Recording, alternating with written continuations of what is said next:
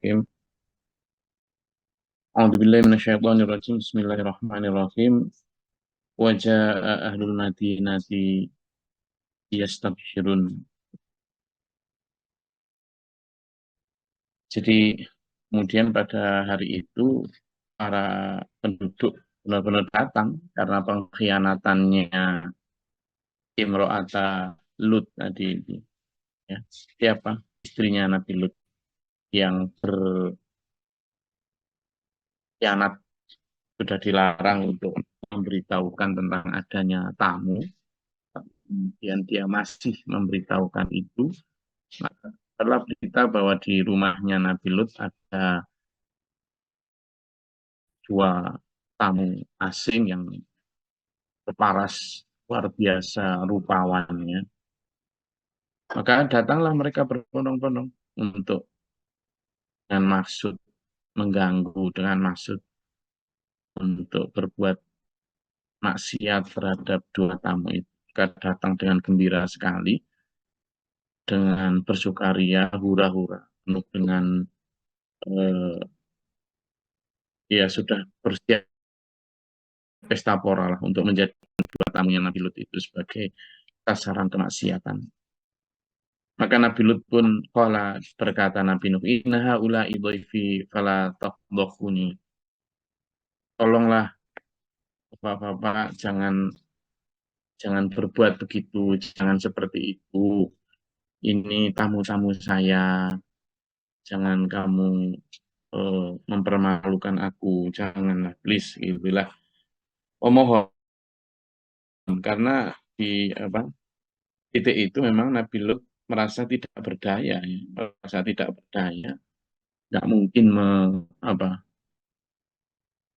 melarang mereka. Selain mereka juga jumlahnya banyak, mereka mayoritas dan kekuatannya juga tentu kalah Nabi Nabi Lut, ya. Falatafdhuni, jangan engkau mempermalukan aku. Sampai Nabi Lut itu di ayat berkata, seandainya aku punya kekuatan gitu, ya. Seandainya aku punya kekuatan, maka aku akan eh, mengusir atau menghalangi mereka dari berbuat jelek, gitu kan?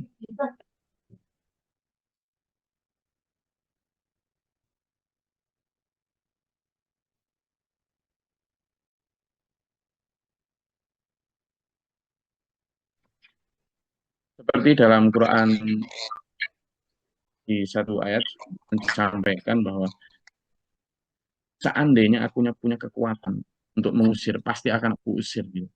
Tapi karena waktu itu ya Nabi Lut gimana, memang apa sendirian gitu, kan, sendirian, dan eh,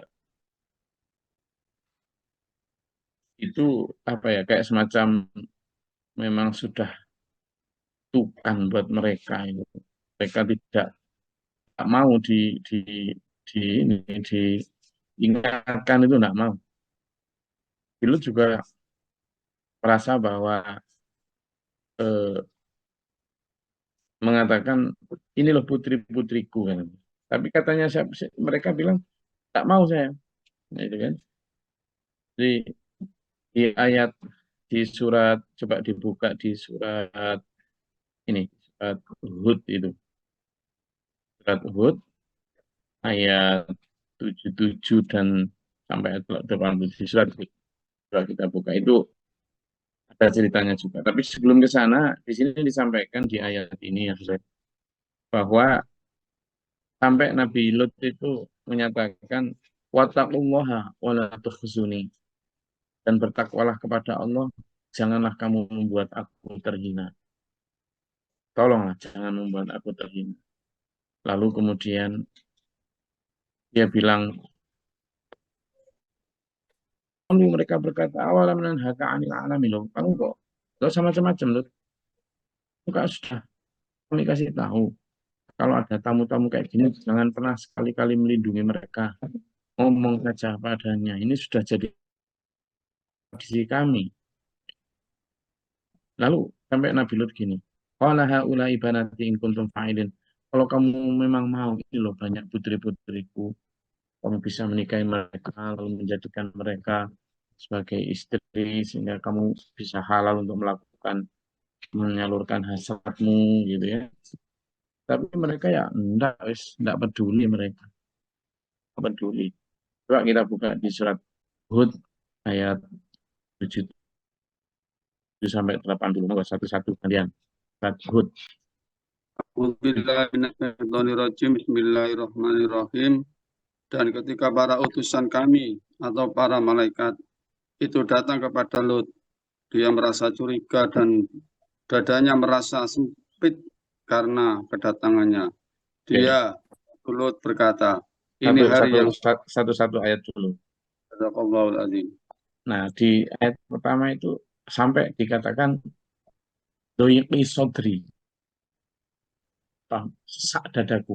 Kalau di sini kemarin Nabi Lut merasa sangat sangat takut, sangat ya, Nabi Lut merasa sangat takut, enggak khawatir, sesak dadanya karena memang merasa ini nanti yang gimana ini gitu, sesak, takut sekali.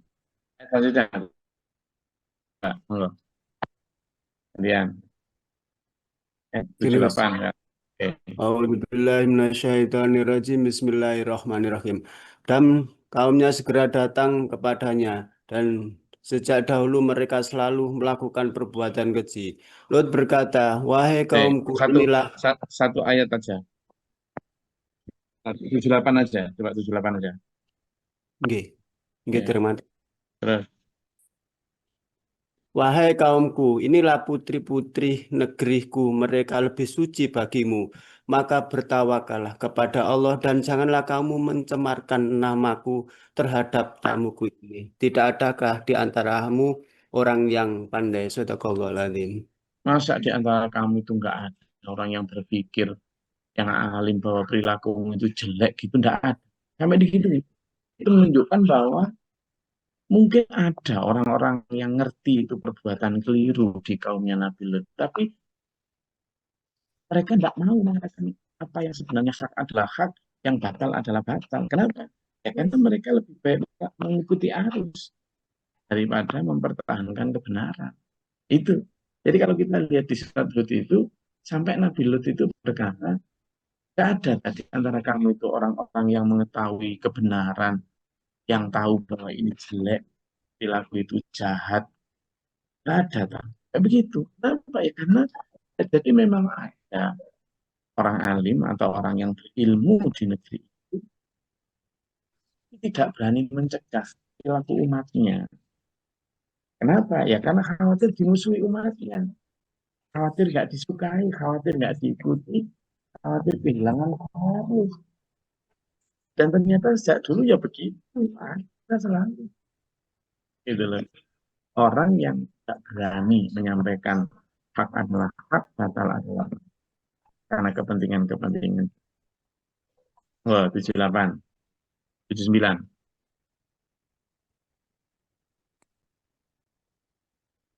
Nah, sekarang? Ya, silahkan.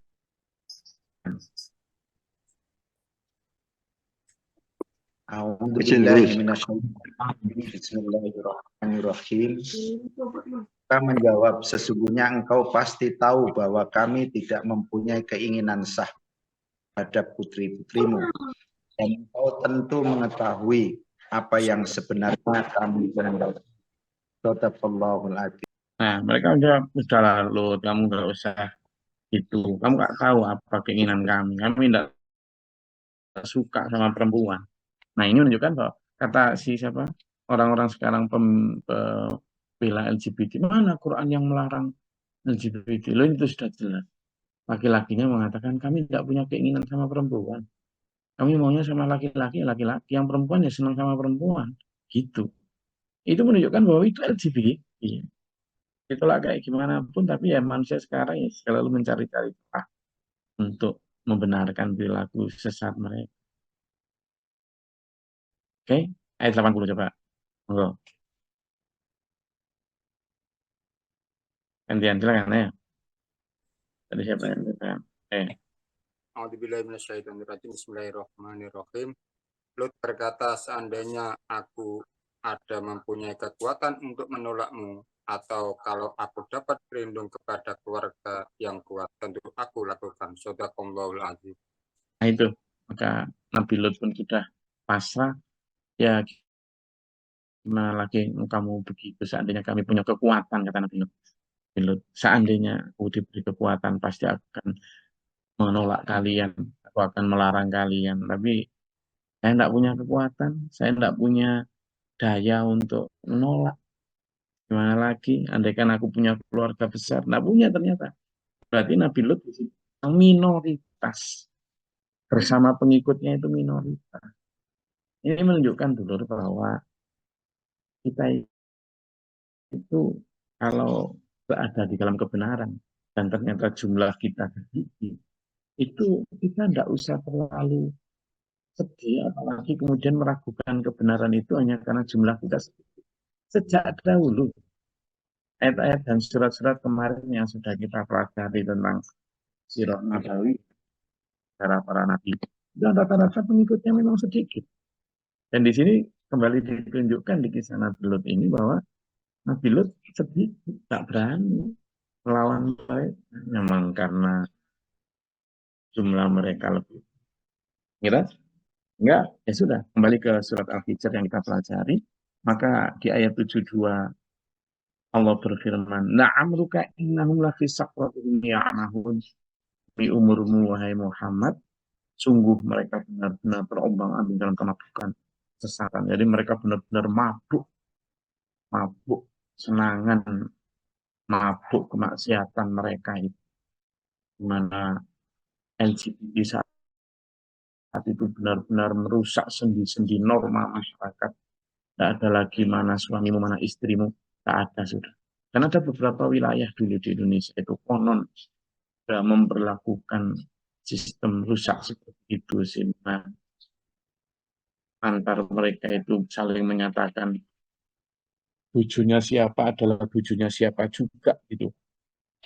Mereka benar-benar saling swing, sering tukar pasangan itu biasa. Dan itu terjadi. Artinya kalau peristiwa Nabi Lut ini sudah terjadi sekian belas ribu tahun yang lalu misalnya, dan sekarang atau sekian puluh ribu tahun yang lalu sekarang masih ada, itu berarti memang perilaku setan itu tidak akan pernah bisa punah. Tugas kita aja melindungi diri dan keluarga kita dari maka dibinasakan oleh suara keras yang mengguntut ketika matahari terbit. Ini diceritakan dalam ayat lain, nanti bisa dibuka di surat Hud, di surat Al-Qasas, semua banyak ya. Itu disebutkan bahwa mereka malamnya itu ada suara kayak ahli lintar. Sehat itu teriakan yang keras. Ya. Kalau makna bahasa aslinya itu sehat itu teriakan yang keras, beroan itu. Tapi kan beroannya malaikat ya. Teriakannya malaikat, sehingga dia sudah seperti kayak apa, kayak guntur yang menggelegar di angkasa begitu. Sudah bukan kayak teriakan manusia ya. Gegar guntur yang menggelegar keras di angkasa. Nah, malam terjadi itu atau menjelang pagi itu, kemudian di pagi harinya tampak manusia-manusia bergelimpangan di rumahnya masing-masing. Dalam ayat yang lain disebutkan fidyarihim jasimin. Jadi fidyarihim, rumah-rumah mereka jasimin, mereka bergelimpangan mengkungkung. Jadi kalau sama bisa googling ya, di Google itu tampak misalnya masyarakat Pompei itu masih ditemukan entah patung atau fosil dari tubuh mereka yang posisi mereka itu bahkan posisinya masih dalam yang posisi tidur, bahkan ada yang na'udzubillah dalam posisi hubungan antara laki-laki dan laki-laki, posisi berhubungan antara perempuan dan perempuan, dan na'udzubillah mereka di dalam kondisi seperti itu. Dan memang kalau di dalam ayat ini disebutkan bahwa Faja'alna 'aliyaha safilaha wa amtarna 'alaihim hijaratan min sijil. Kami balikkan negeri mereka, kami hujani mereka dengan batu dan tanah yang keras. Gimana balikkan negeri mereka? Kalau kita lihat sekarang, ada beberapa bencana yang jenis bencananya itu adalah tanahnya itu dibalik. Jadi tidak hanya sekedar gempa, semacam likuifaksi, karena tanahnya itu bergerak keras lalu gulung sehingga yang awalnya rumah orang di permukaan itu kemudian balik menjadi di bawah permukaan tanah. Dan itu buat Allah sangat mudah. Meskipun secara ilmiah juga bisa dijelaskan secara sains, tapi itulah kehendak Allah. Dan itu sudah terjadi sejak ketika kan itu namanya aliyah safilah. Sudah pun begitu, wa amtarna 'alaihim hijaratan min sijil. Ada yang menafsirkan min sijil itu dari batu-batu neraka. Hijaratan min sijil itu dari batu-batu neraka. Kita ingat batu yang sama juga yang disebut di dalam surat Al-Fil, ya toh, a'udzubillahi minasyaitonir rajim. Alam tara kaifa fa'ala rabbuka bi ashabil fil alam yaj'al kaidahum fi tadlil farsalna 'alaihim tayran ababil tarmihim bihijaratin min sijil. Nah, sama kan?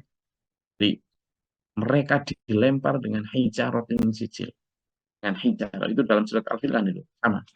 Jadi di sini juga disebut hijaratan min sijil, dari batu yang keras. Nah, sementara saya menafsirkan hasil itu min sijil itu adalah batu-batu dari neraka yang diambil oleh burung abad. Inna fi dzalika laayatin lil mutawassimin, dan demikian itu benar-benar terdapat tanda-tanda bagi orang yang menghormati tanda-tanda. Negeri itu masih ada. Negeri itu wa innaha labisabilim muqim. Kenapa? Negeri itu masih ada sampai sekarang. Kita tahu kondisinya juga masih menyisakan.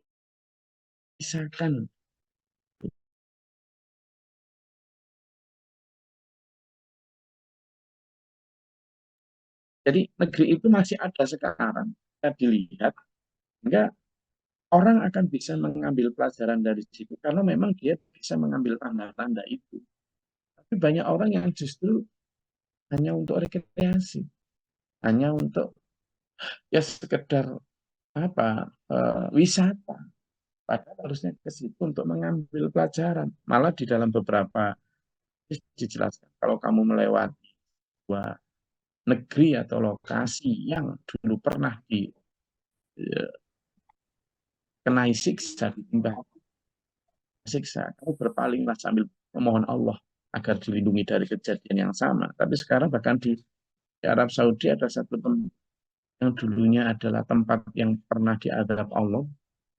Nabi Muhammad SAW sendiri dalam hadis sahih memerintahkan untuk menghindar dari tempat tersebut.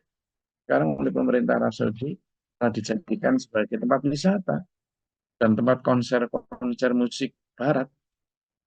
Sudahlah, itu memang menunjukkan bahwa kiamat makin dekat.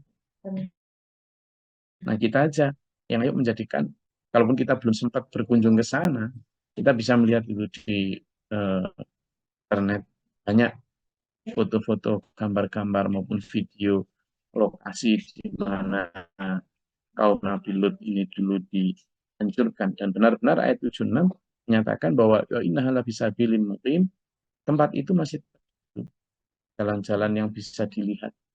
Nah, itu innaha, kata inna fi dzalika laayatan lil mu'minin. Semua itu bisa menjadi tanda-tanda untuk orang yang beriman. Dan kalau kita beriman, jadikan sebagai pelajaran untuk menghindar ya tidak terlibat dalam perilaku. Monggo, ada yang mau disampaikan? Silakan.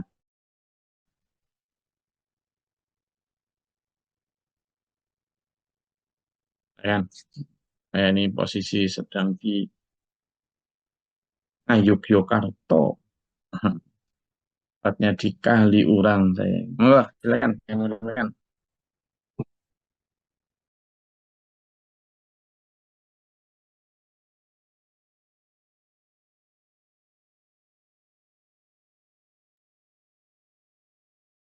Mungkin ada yang mau dielaborasi, ditanyakan, atau ada yang jelas, atau ada topik lain. Kalau tentang topik ini juga monggo, kalau topik lain. Silakan Pak Ibi. Assalamualaikum warahmatullahi wabarakatuh. Izin Gus. Jadi berkait dengan diceritakan itu tadi bahwasanya Nabi Lut benar-benar sesak dadanya, kemudian dari kami nggak ada kekuatan.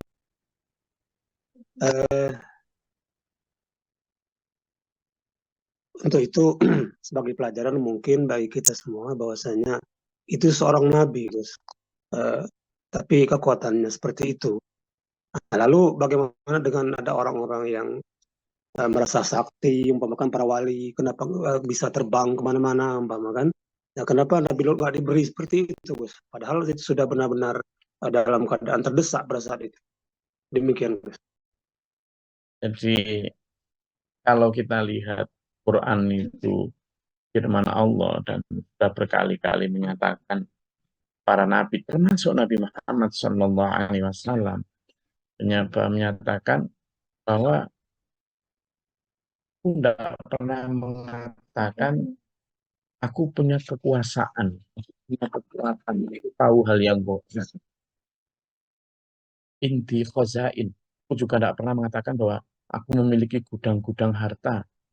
Hanya itu ayatnya.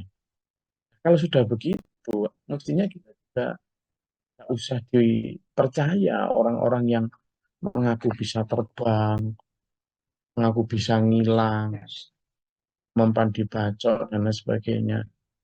Itu tidak ada dulu. Tidak ada.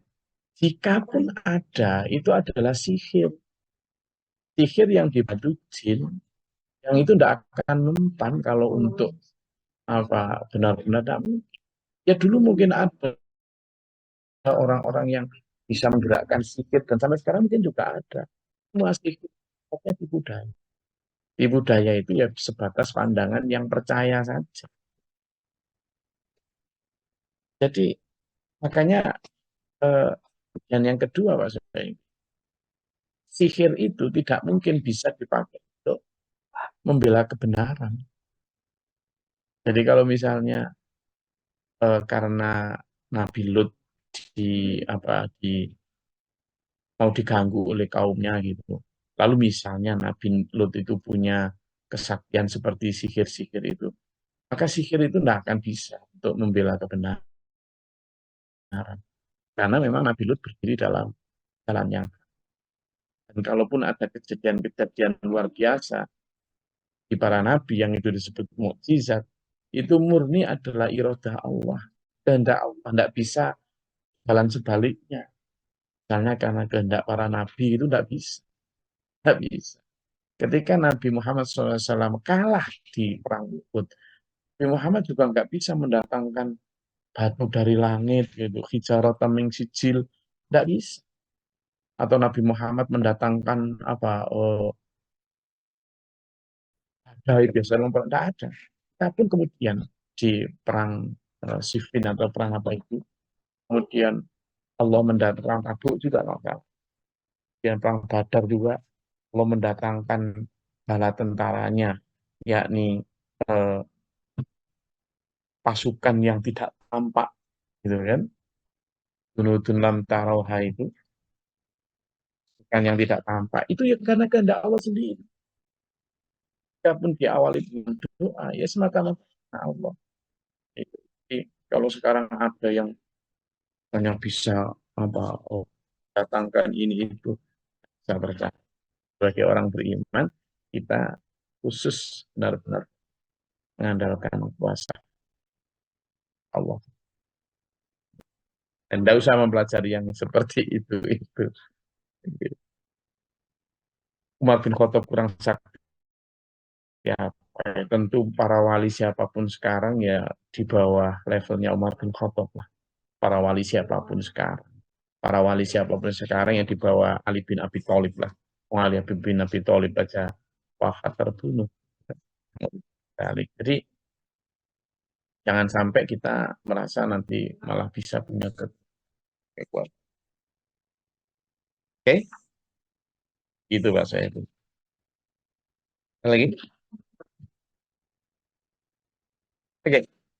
Nah, saya rasa cukup kajian kita di pagi hari ini. Tetap semangat, salam dari Jogja. Ini. Mudah-mudahan Allah merahmati kita.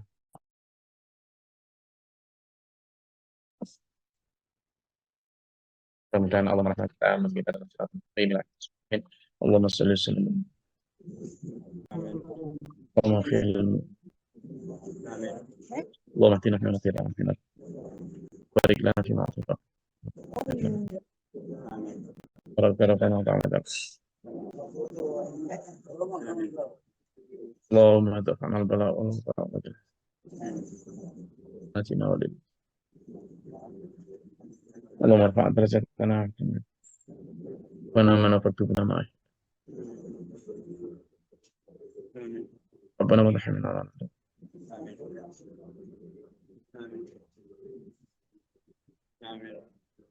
Allahumma qul وبيض بك من وجدك ربنا وجعلنا مسلمين لك مغفرة اللهم تعالى نقول اللهم اخرج لنا سبل السبيل اللهم غادر سماء عن من وديع بك من شر أعوذ بالله من شر البلاء والقدر من شر البلاء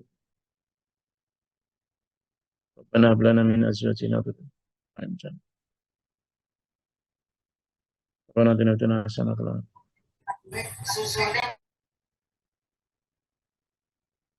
أنا ربك رب العزة عما يصفون وسلام